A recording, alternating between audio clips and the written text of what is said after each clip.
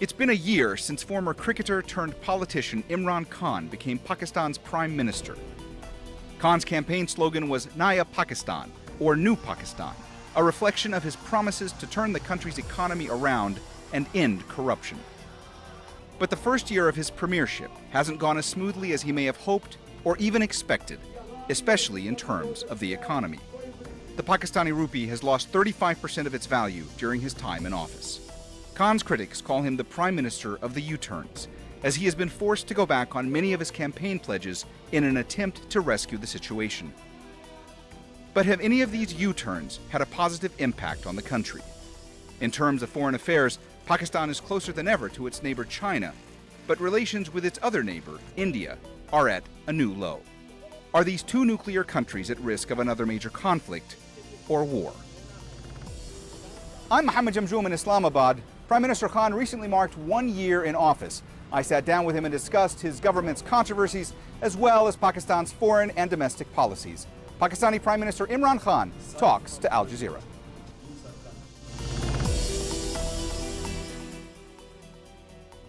Pakistani Prime Minister Imran Khan, thank you for talking to Al Jazeera. You'll soon be at the UNGA in New York. You'll be making your debut there as the Prime Minister of Pakistan. What message do you hope to impart to the international community from there?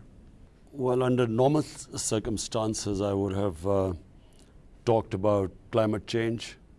Pakistan is one of the few countries that is most vulnerable to climate change.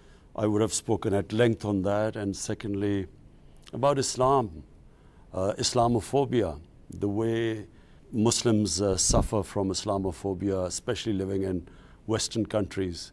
And of course in India, Islamophobia in India right now. Muslims are subjected to persecution. But because of what is happening in Kashmir, I would be mainly talking about the Kashmir situation. At the United Nations Human Rights Council in Geneva, Pakistan's Foreign Minister Shah Mahmood Qureshi, he made remarks saying that he believed that because of what India was doing in Kashmir, that India and Pakistan could be led into an accidental war. Do you believe this is a possibility? Absolutely. What is happening is that India is more or less conducting a genocide. The sort of racial attacks on a population, I don't think it's been witnessed since Nazi Germany. What is happening is the Indian version of a final solution for the Muslims of Kashmir. So 8 million Muslims in Kashmir are under siege for almost now 6 weeks. And why this can become a flashpoint between India and Pakistan, because what we know already India is trying to do is to divert attention from their illegal annexation and their impending genocide on Kashmir. They are taking the attention away by blaming Pakistan for terrorism. And this is what they did last February when there was a suicide attacker, a young Kashmiri boy, blew himself up against an Indian military convoy. And India blamed Pakistan for it and then bombed us. So we fear that this will happen again, because what they are doing in Kashmir will lead to a reaction, some sort of a reaction, and they will then blame Pakistan for it to divert the world's attention from this genocide in Kashmir. Prime Minister Khan, you're speaking about Kashmir being a flashpoint. Of course, that raises concerns about potential use of nuclear weapons, either in Pakistan or in India. Now, recently, you made remarks saying, or at least the remarks were interpreted as you saying, that Pakistan would never use nuclear weapons first in any potential future conflict with India. But then a few days later, Pakistan's Ministry of Foreign Affairs clarified that there had been no change to Pakistan's nuclear defensive posture. So there is some confusion now. What exactly is Pakistan's stance? And is there a scenario by which you could envision nuclear weapons being used first by Pakistan as a defensive posture? There is no confusion. What I said was that Pakistan would never start a war. And I'm clear. I'm a pacifist. I'm anti-war. But what I said clearly was that when two nuclear-armed countries fight, if they fight a conventional war, there is every possibility that it's going to end up into nuclear war. The unthinkable. I mean, if say Pakistan, God forbid, we're fighting a conventional war, we're losing, and if a country is stuck between the choice, either you surrender or you fight till death for your freedom. I know Pakistanis will fight to death for their freedom. So when a nuclear armed country fights to the end, to the death, it has consequences. So that's why we have approached the United Nations, we are approaching every international forum that they must act right now, because this is a potential a disaster which would go way beyond the Indian subcontinent. Where do you stand now when it comes to potentially seeking dialogue with India? Because at first you had said you were open to it, you had made overtures, and then recently you said that's no longer the case.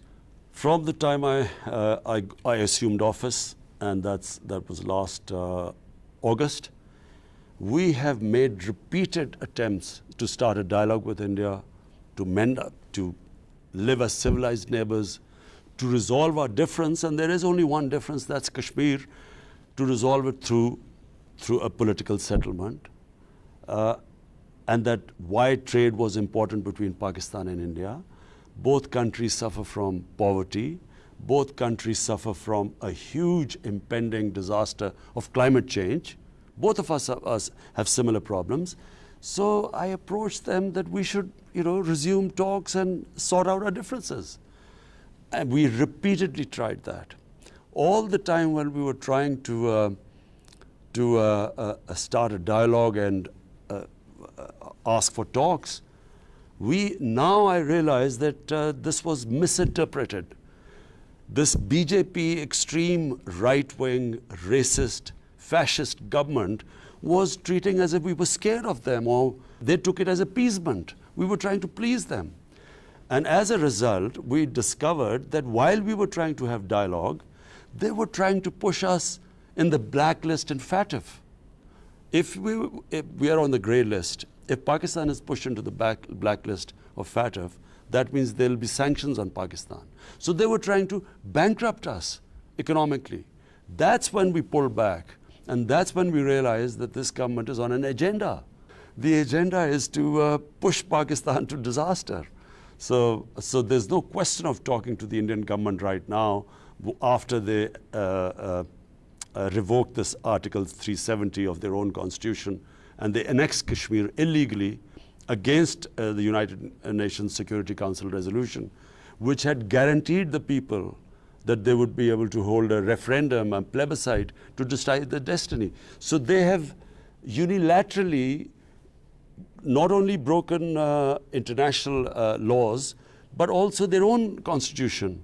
So there's no question of talking to India in these circumstances. So if downgrading of diplomatic ties hasn't changed India's stance toward Kashmir, and if cutting off trade ties with India hasn't changed their stance, and if there's no longer a prospect of dialogue, what else can Pakistan do? Absolutely. There's not much more we can do except approach all the international organizations that were set up after the Second World War, mainly the United Nations. So we are hoping that appealing to these institutions and the stronger countries in the world, the superpower, the US, China is supportive, Russia, European countries, we are approaching all of them. That this flashpoint, what is Kashmir, if they do not resolve it, this has potential of having an impact on the entire world. And unfortunately, because of this whole thing about big markets, countries look at markets and trade and employment in their own countries, they look upon India as a market of 1 billion people. They do not realize that if they do not intervene right now, this has consequences, not just, as I said, on the subcontinent, on world trade. Everyone will be affected by this. You mentioned the US. You talked about countries potentially intervening in this crisis. Now, when you were in the United States in July and you met with President Trump, he had made a public offer to try to mediate in the dispute over Kashmir between India and Pakistan. You were open to that. Prime Minister Modi was not. Do you think that this is something that could happen? Because just in the last few days, President Trump has said again that he would be willing to mediate. Do you believe this can happen? You see, first of all, I mean, we are thankful to President Trump because, he's the president of the most powerful country in the world. And if the United States, the president of the United States intervenes in this and seriously intervenes, it's one way that you can guarantee that there will be some sort of a resolution. Secondly, even if he doesn't intervene directly, the United States has this power in the United Nations Security Council. That can, as a Security Council, the UN can act. You see, why I think India is stonewalling this suggestion? Because India knows that once the international community gets involved, then the ruling will be for the people of Kashmir. The international community will insist on the people of Kashmir exercising their right of self-determination.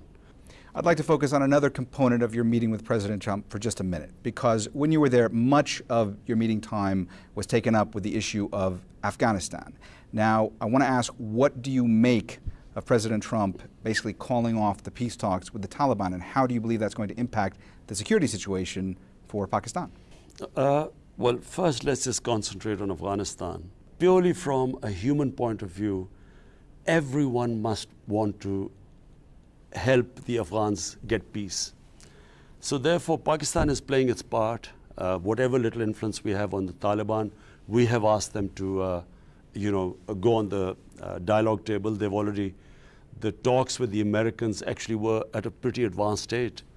The only thing was now to get the Taliban to talk to the Afghan government so that, they can all get together and decide what they want to do.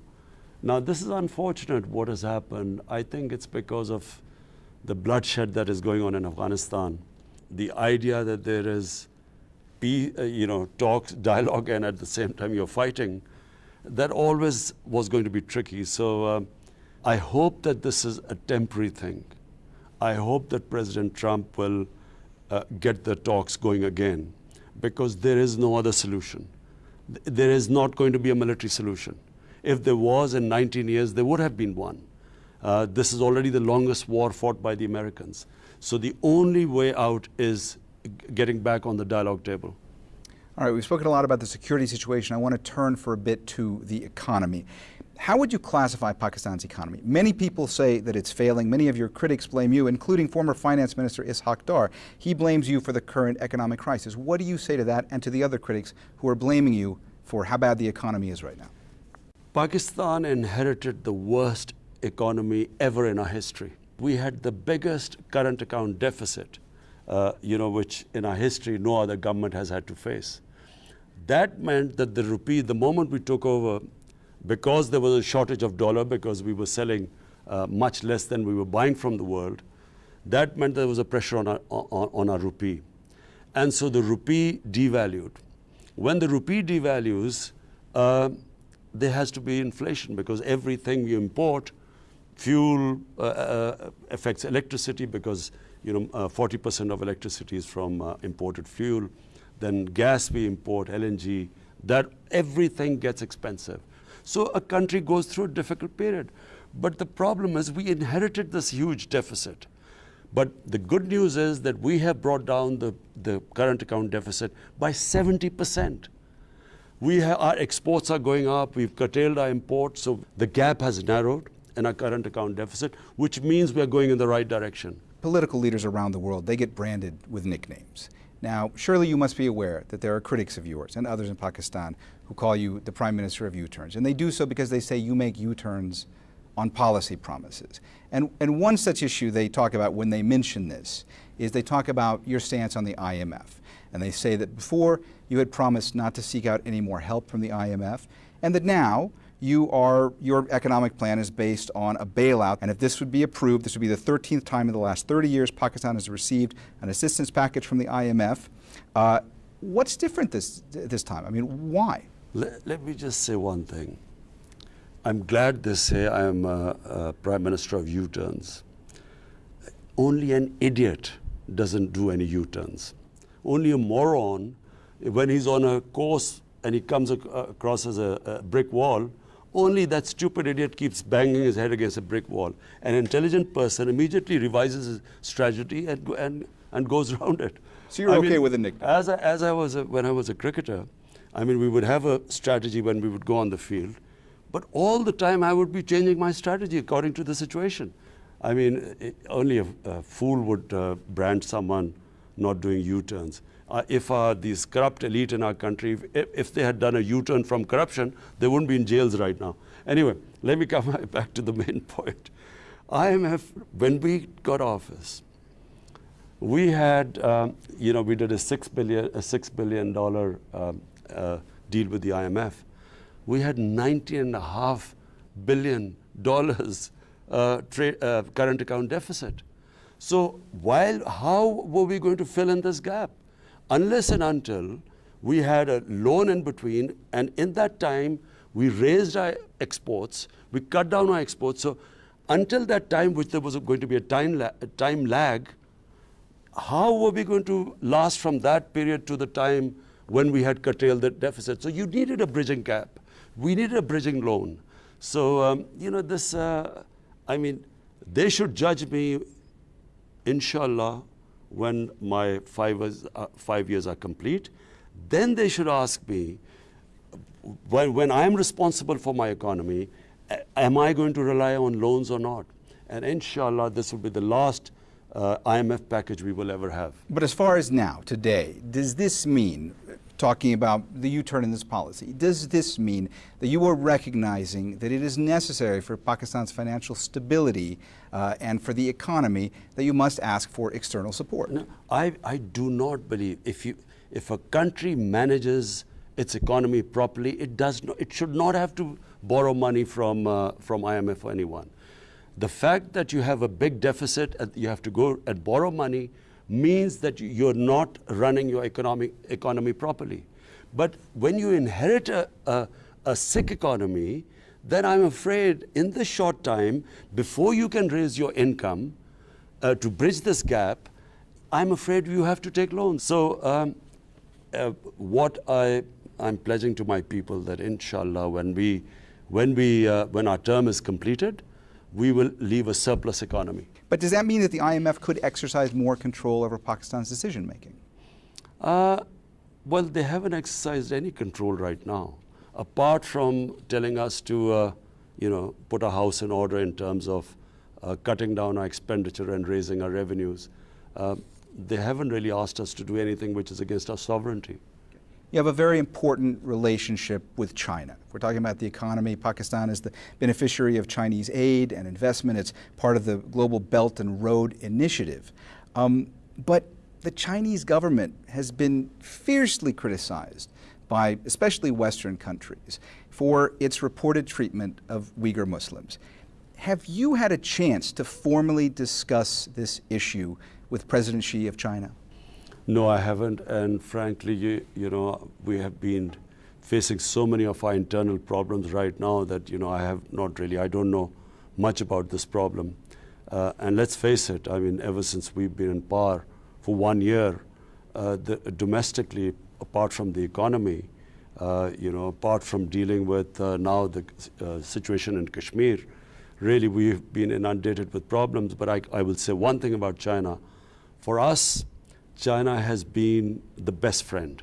Prime Minister Khan, you have been criticized these past few months for not issuing any statements of condemnation when it comes to China's reported treatment of the Uyghur community. Do you have any stance on the issue? Well, I again repeat, I'm at the moment, my responsibility are people of Pakistan. I have 20 million Pakistanis I am responsible to. They are my responsibility. And therefore, my number one effort is to help my own countrymen. There is an ex-parliamentarian from your party, Baldev Kumar. He has said that he is trying to seek asylum in India. And he has argued that there are minority groups that are being persecuted in Pakistan. He has also said that the old Pakistan is better than your new Pakistan. What do you say to that? If I remember right, this is a guy who's responsible for assassinating one of our one of our most loved member of our party, member of parliament, Sawaran Singh. He was in our KP assembly, and this man was responsible for assassinating him. I don't know where he is right now, but last I know he was in jail. And for him to say a thing like that, let me just make it clear. Ever since my government has come into power, this one government has pledged that every Pakistani, regardless of his religion, will be an equal citizen of this country. Our government has opened up the Kartarpur corridor, made great efforts for the Sikh community in opening up the religious sites. We are going to do up all the religious sites of all different religions, like Hindus, the Sikh religion, the Christian community. My government will be protecting all of them. And I'll just say one other thing. You know, if minorities are mistreated in Pakistan, that's against our constitution, it's against our religion, it's against the principles of our holy prophet, peace be upon him, because minorities were always regarded as equal citizens in Islam. So when we are unjust to them, we go against our ideology and religion. The difference between us and what the RSS-backed BJP government is doing in India, that when they mistreat minorities, it is according to their ideology. They do not believe that minorities are equal citizens. That's the big difference. Sir, you've also faced criticism by civil rights activists saying that the space for dissent, for freedom of expression has shrunk since you took office. There are journalists in Pakistan who said that there has been a crackdown against the media, that even television stations have been taken off the air. What do you say to those criticisms? This is utter and utter nonsense. Pakistan is one of the freest places in the world in media. You know, the members of the media have said things against me, against my government, they would never get away in any other democracy. They have personal attacks against me. Had this been any other, even any other democracy, the TV channels would have closed down. The freedom that journalists have in this country is unprecedented. This is one of the most tolerant governments ever. Although we think we've gone overboard, we think we will strengthen our regulatory body, that fake news on that basis, allegations should be made against the government, against the ministers, against anyone. So we are thinking of tightening the regulations. I think people can get away with anything they say. All right, you've been in office now almost a year. Many of your critics say that you have not delivered on a new Pakistan, but I want to ask you, do you believe we are now in a new Pakistan, and what should the Pakistani people expect going forward? I think we are already in New Pakistan. New Pakistan means, number one, rule of law. Never have mega criminals ever been put into jail like they have right now. The big difference in this Pakistan is government has been, well, we've been in government for 13 months. There's not one corruption case against any minister, any prime minister. This is unheard of. None of us are building up our business empires. We have conflict of interest. None of us have got businesses going as was the case in the past. But most importantly, this government is devolving power right down. We have a local government system which will liberate the people from below, which is just coming into effect right now. And, you know, the difference between now and then is that first time we're actually taking the most difficult decisions to fix our economy. Our power sector, we have cut down. You see, the problem was before that we had this huge debt accumulating in the power sector, because apart from the fact that the generation of electricity was more expensive than what it was being sold to the people, there was massive theft of electricity, and that theft was passed on to the consumer. We have cracked down on theft and really brought down the amount of what is called line losses. So this government has done things which no government has done before. But, you know, as they say, Rome wasn't built in a day. When you start making these massive changes and reforms, it takes time. The time to judge a government is after 5 years. But in our case, we feel that from now on, the most difficult period which we've passed through, the first year was the most difficult period. But from now onwards, people will start seeing the difference. Already we have cut down the losses in our airline. We are about to start in the next 4 months, the steel, big government corporations closed, that will start functioning. As I said, in electricity, the power theft has been cut down. So the direction of the country is now right. And from there onwards, we will go from strength to strength. Pakistani Prime Minister Imran Khan, thank you for talking to Al Jazeera.